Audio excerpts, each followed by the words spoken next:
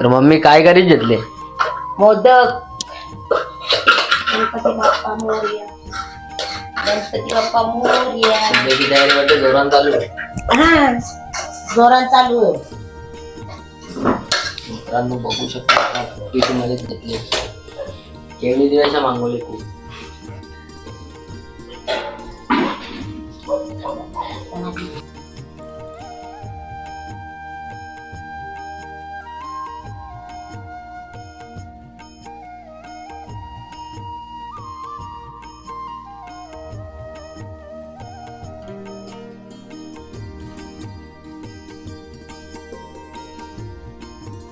तर मित्रांनो या ठिकाणी येण्याचं कारण असं आहे की मागे श्री गणेश उत्सव इथे मोठ्या प्रमाणात साजरा केला जातो आणि अंजूर गावामध्ये हे जे मंदिर आहे हे खूप वर्षापासून प्राचीन मंदिर आहे आणि याची स्थापना 1817 साली झालेली आहे. तर हे जे प्राचीन मंदिर आहे या मंदिराचा खूप मोठा इतिहास पण आहे.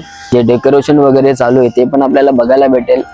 तर पहिल्यांदा आपण लाईन बघूया कुठून स्टार्ट होते ते.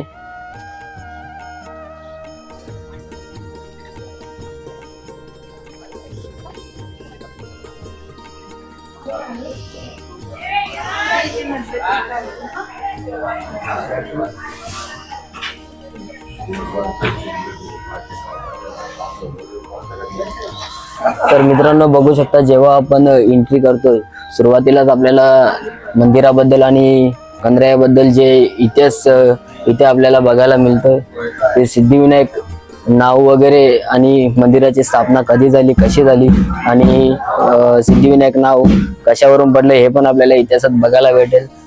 तर मित्रांनो ठाणे जिल्ह्यातील अंजूरगाव येथील गणपती मंदिर हे खूप प्राचीन मानले जाते आणि स्थानिक इतिहास व श्रद्धेनुसार या मंदिराला सुमारे 300 वर्ष अधिक काल होऊन गेलेला आहे आणि अंजूर गावातील हे गणपती मंदिर अनेक पिढ्यांपासून श्रद्धास्थान राहिलेलं आहे आणि आपल्या आसपासच्या परिसरात सुद्धा प्रसिद्ध आहे.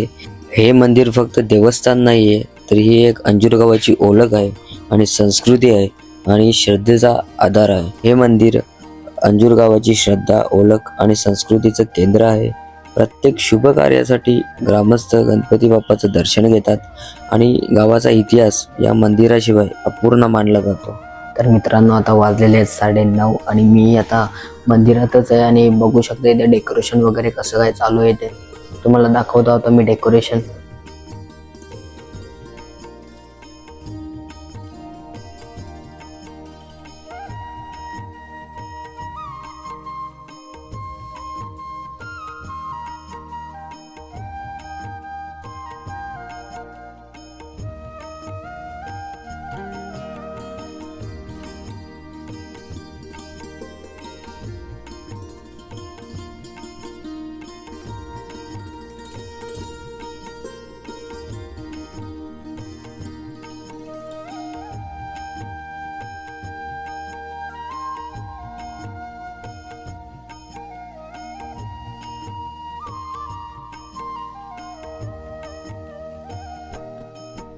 तर मित्रांनो आता डेकोरेशन वगैरे पूर्ण कंप्लीट झालेले बघू शकता.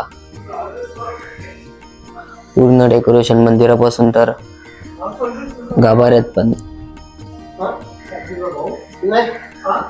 बघू शकता. हे डेकोरेटर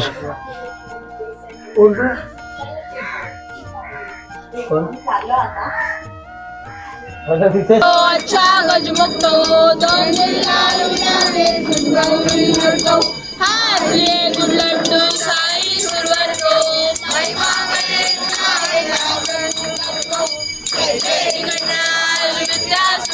चारी सामळे परंतु न बोले काही साई विवाद करता पडलो प्रवाही तू भक्ताला घेता वशगाई. जय देवी जय कृष्ण हरे हरे हरे राम राम राम हरे हरे हरे कृष्ण राधा कृष्ण हरे हरे.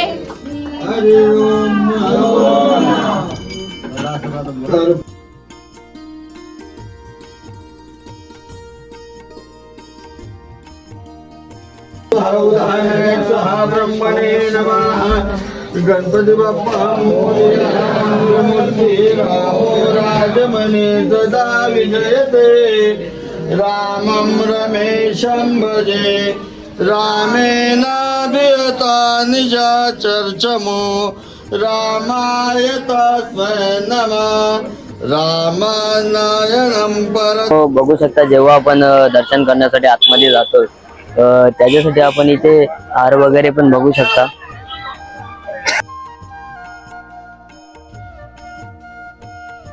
मित्रांनो आता बघू शकता, आता मी आणि मम्मी आलेलो आहे मंदिरात पाया पडण्यासाठी आणि लाईन वगैरे बघू शकता.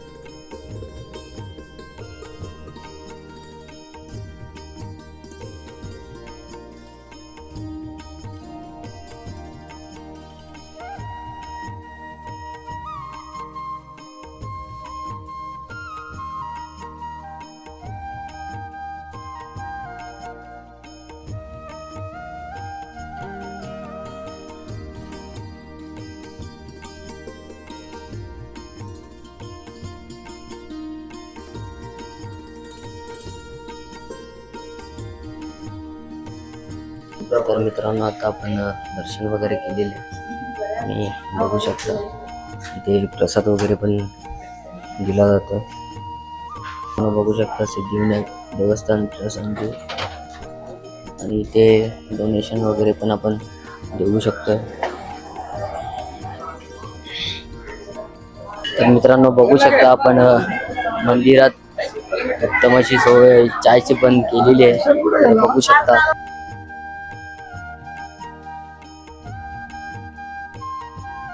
जेव्हा आपण दर्शन वगैरे करतो त्याच्यानंतर जो महाप्रसाद वगैरे असतो तर त्याच्या पण इथे कुपन आहेत ते बघू शकता.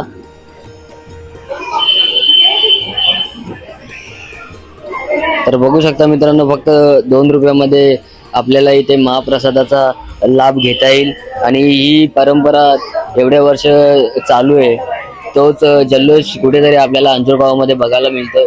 आणि जेव्हा आपल्याला प्रसादाचा लाभ घ्यायचा असेल तर इथे आपल्याला कुपन भेटते ते तुम्ही घेऊ शकता. बोलेगा पप्पा, बोलेगा आवा, बोलेगा रोवाता.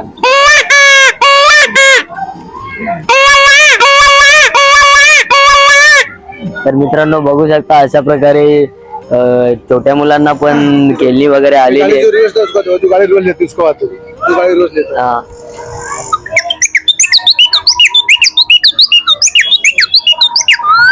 तू एम्बुलेंस को आजा. फायर ब्रिगेड को आजा.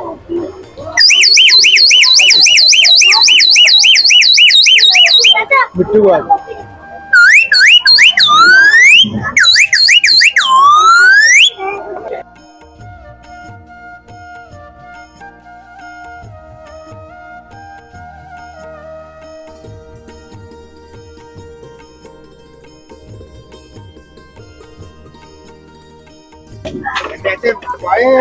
तर मित्रांनो बघू शकता कशा प्रकारे काकडी वगैरे कट केली जाते.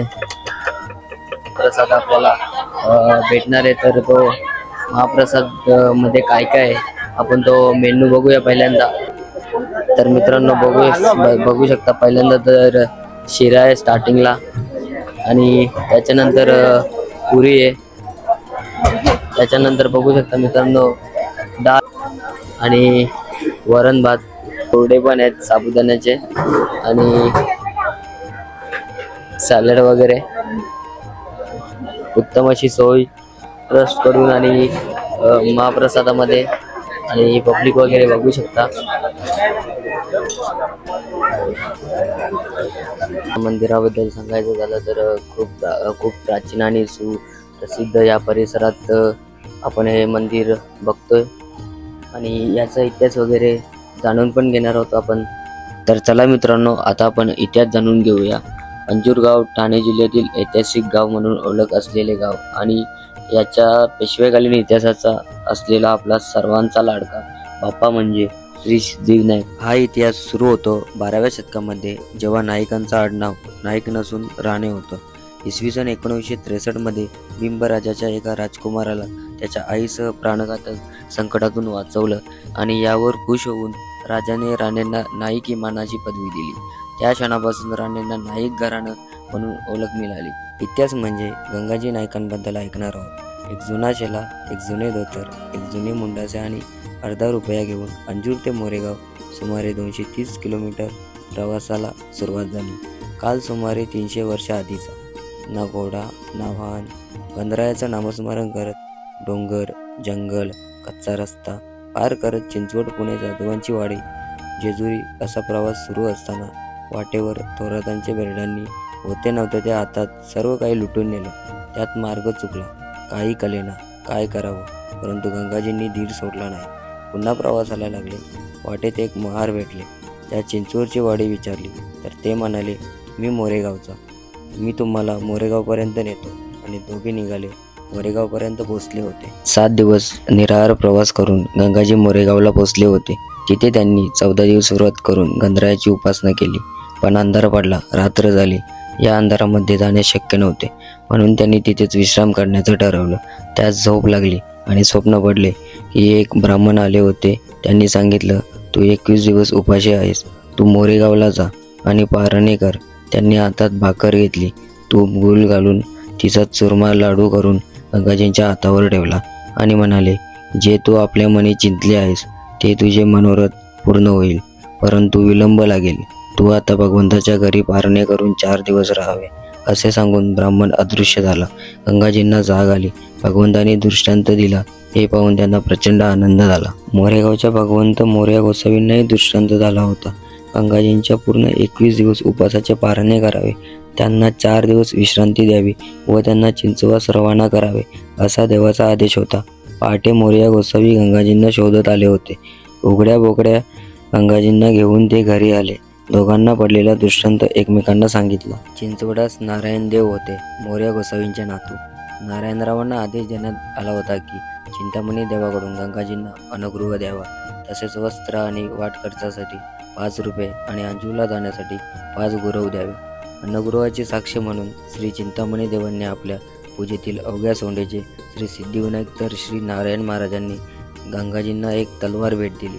तलवार पुढे कुठे गेली याचा उल्लेख नाही. या बाबतीत अशी आख्यायिका आहे की गंगाजी नाईक ज्यावेळी चिंचवडला पोहोचले त्यावेळी नारायण महाराज देवस्थानाच्या पाठीमागून वाहत असलेल्या पावना नदीत स्नान करीत होते.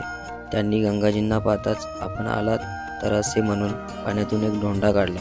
तोच उजव्या सोंडेचा गणपती दिसला व हा सिद्धिविनायक आपले कार्य पूर्णत्वास नेईल असा आशीर्वाद देऊन त्यांच्या हातात दिला. श्री गणेश पंचपदी बकर 1895. गंगाजींना अत्यंत आनंद झाला. तृप्त व प्रसन्न चिंतनाने ते अंजूरला परत आले. घरी येताच त्यांनी या ईश्वर कृपेची सहायता हकीकत भावंडांना सांगितली व या प्रसाद मूर्तीची स्थापना इसवी सन 1718 मध्ये संपाषष्ठीच्या दिवशी पिंगरण्याच्या आमदनीत बांधलेल्या नायकांच्या माडीत करण्यात आली. आज ही जवळजवळ 300 वर्षापूर्वीची चुना व दगडांनी बांधलेल्या या नायकांच्या माडीमधल्या एका मोठ्या खोलीत एक मोठे लाकडी मकारामध्ये एक सुंदर आकर्षक पितळेच्या देवाऱ्यात ही प्रसाद मूर्ती आसनस्थ आहे. दरवर्षी शेकडोच्या संख्येने गणपतीमध्ये भाविक श्रद्धेने दर्शनाला येतात. तसेच दरवर्षी गणेश जयंतीला मोठा उत्सव सुद्धा असतो. तर चला मित्रांनो, ब्लॉगचा करूया आपण एंड. आणि अशाच व्हिडिओ बघण्यासाठी आग्रेकोली वाईबला सबस्क्राईब करा आणि लाईक शेअर कमेंट करायला विसरू नका.